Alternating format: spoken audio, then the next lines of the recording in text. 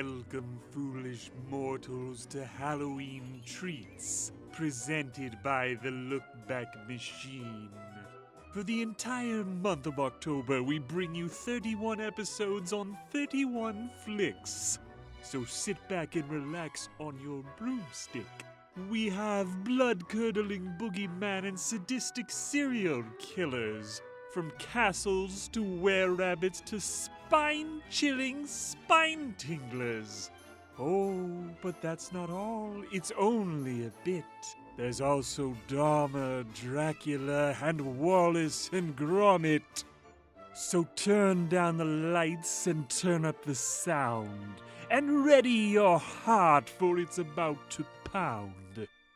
Because there's Halloween film history abound. Happy Halloween from the Look Back Machine.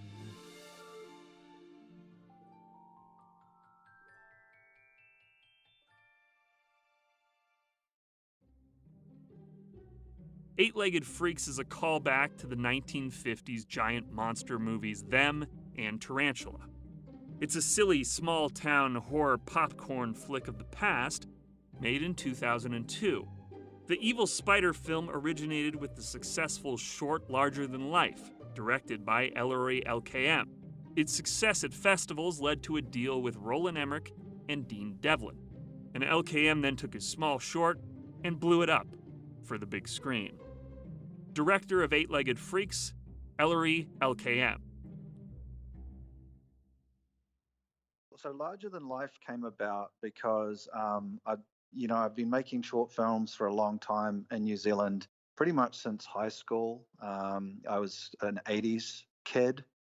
And so I kind of deliberately set out to, do something that had very little dialogue, that would travel well, that had a lot of suspense. And so then I, thought about what is scary, and I ended up looking at a lot of old Hollywood movies, B movies from the 50s, like Them and Creature from the Black Lagoon, and Incredible Shrinking Man was the fuel, really. And I love the black and white look, and I love the orchestral score. And I thought, well, what if I combine that old school kind of look and feeling with CGI? It's kind of unique. That really hasn't been done. I think that's what kind of grabbed the attention of the Telluride Film Festival in Colorado. They kind of recognized the homage to Hollywood, and so it was kind of a dream come true, because I came out of the theater, and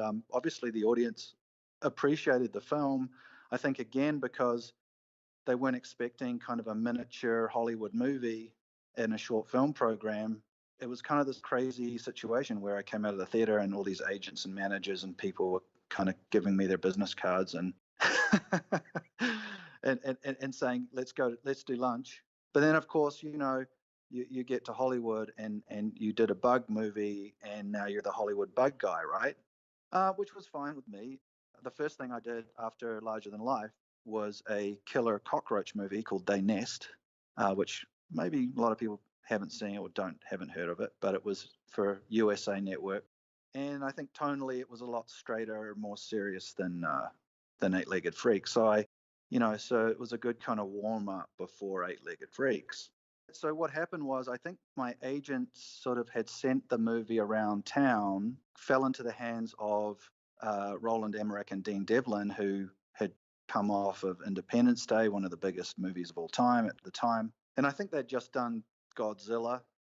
And so, they saw the movie and they loved the movie and they loved the genre and they loved those old movies. So there was sort of a kindred spirit there. And so, they saw it on DVD and they asked for a meeting. So, of course, I'm like, absolutely. I was just like a few months ago in Auckland, New Zealand, reading a magazine about Roland and Dean, thinking, wow, these guys are, imagine working for these guys, kind of thing. And then the next thing you know, I'm in their office talking about the movie, the short, and they basically just said, look, we really like your short film, and we think there's potential to do a feature version here, and how does that sound? And I was like, fantastic, love it, let's do it. The idea was not to recreate the short exactly, or make a longer version of the short. They were kind of keen to inject some humor into the feature.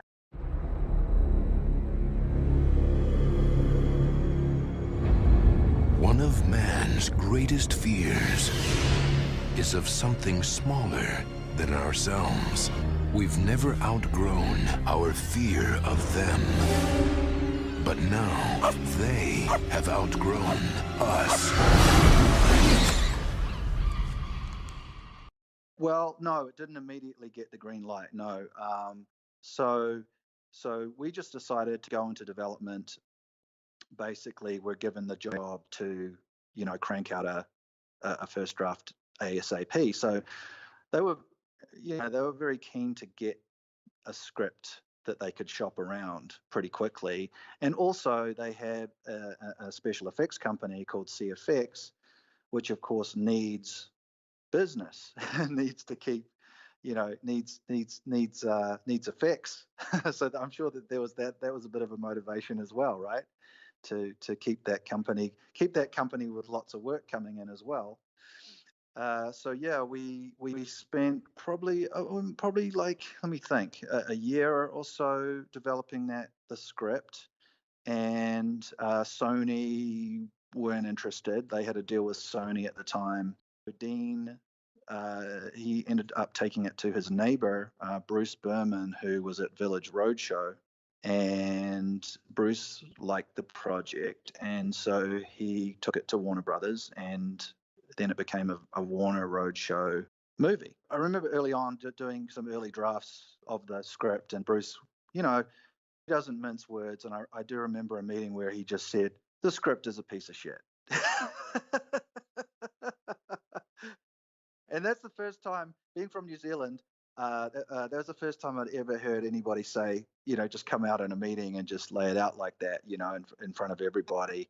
And so it's kind of like, okay, where do we go from here? At the end of the day, Bruce is all about story. He wants to make sure the story's working. It's not all just like effects and action, and he wants a good story. So we spent a lot of time developing characters and improving the story, and got it to a point where he didn't think it was a piece of shit anymore.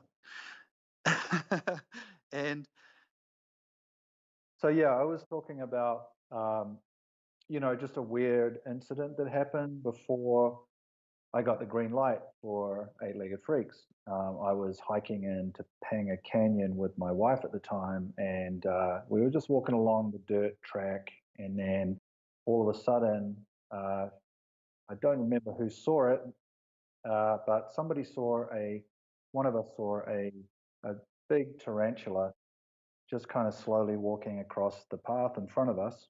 And I kind of looked at her and I said, maybe that's a sign, And then literally right away, my phone rings, and it's Dean Devlin, and he says, yeah, we got a green light from the studio. Like right after that. Yeah, it was pretty bizarre. So basically, after we got the green light, the next step was to break down the script into a shooting schedule. And I remember the original schedule was for a 45-day shoot. And I thought, yeah, that's pretty reasonable. That sounds good, because it was a lot of set pieces and action, and then they said, no, sorry, it has to be 30 days. So you have to find a way to chop 15 days off the schedule. And I was like, well, yeah, we can do that, but we're going to end up working 6 days a week, 14 to maybe 17 hours a day, and that's exactly what happened.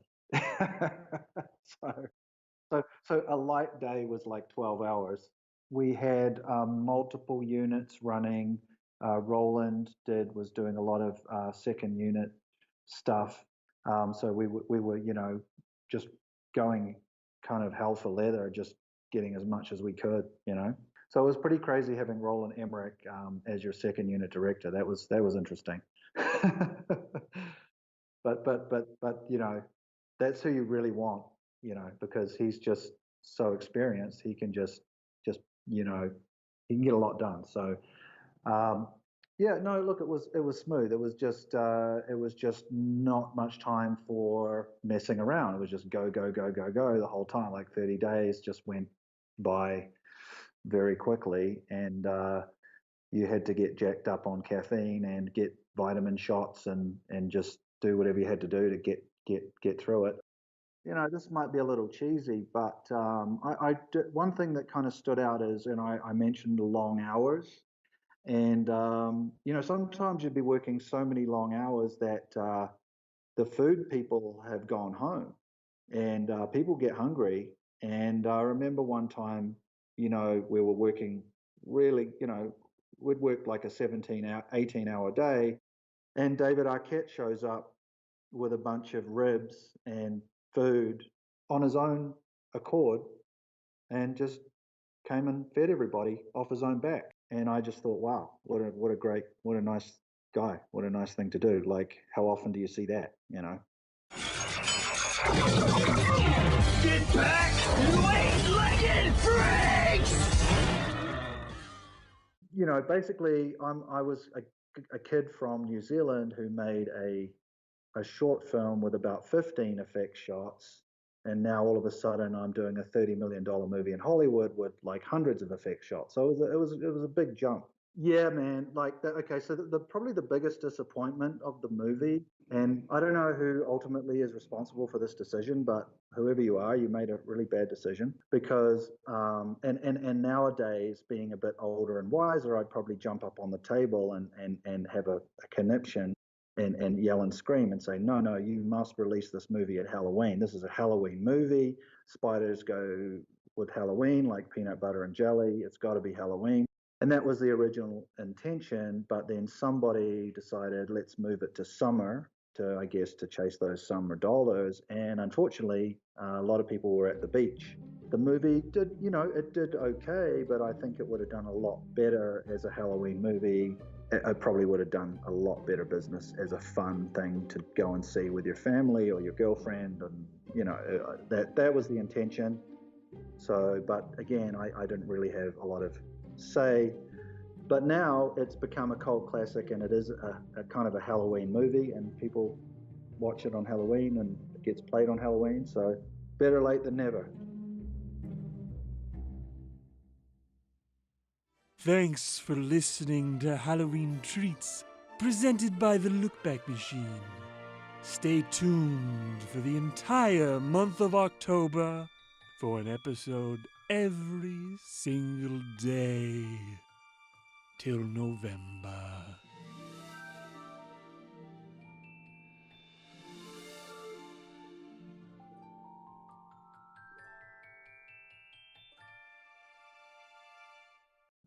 I think we talked to about this being the spider guy, Carradine, not Keith Carradine, the other Carradine who was Kung Fu. David Carradine. Yeah, and he really didn't. It was kind of weird because he didn't really like the script. So you know, we sort of said, "What do you think of the script?" And he was like, "I didn't like it," you know. I think he said something like, "I hated it" or something. And I was kind of like, "Well, what are you doing here then, man?" Yeah, so now at the moment I'm in Mexico, and I'm working on developing a project here, a UFO project, and it's actually a documentary about UFOs in Mexico. And so it's really just about talking to people about their experiences, because there's a lot of people here who have had some interesting experiences. And so, yeah, I want to, it's always been a fascinating subject for me. So I want to talk to these people and hear their stories and put something on film.